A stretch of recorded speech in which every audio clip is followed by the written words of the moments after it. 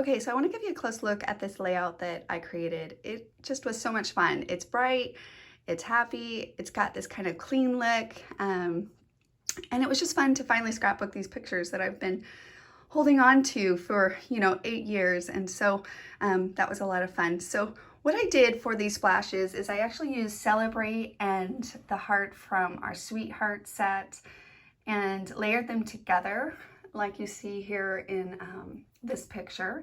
And then I just adjusted them and to help me make these splashes. And so that was really easy to use those paisleys from Celebrate and Tiny Celebrate for the small ones. So that's the splashes.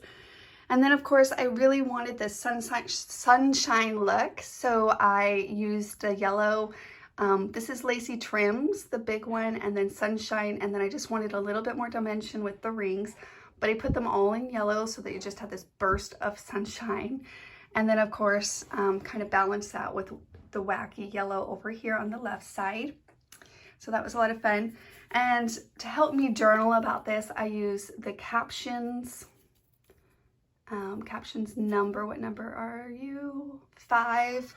And use that here. And then here in the middle, instead of using that as a doodling tracing line, I used it as a stencil and then traced it out of another piece of paper and then just layered that and used a little pop-up to splash, or to pop that splash up. So that was a lot of fun and added dimension. And then the last touch that I did was I just used our quirky doodle sheets and added a little bit of elements around. I didn't want it to be super the focus. I just wanted a little bit of more texture to some of those. So I just took the star and added a little bit, and I think it kind of helps with the overall feel of the layout. And then I just also included his name.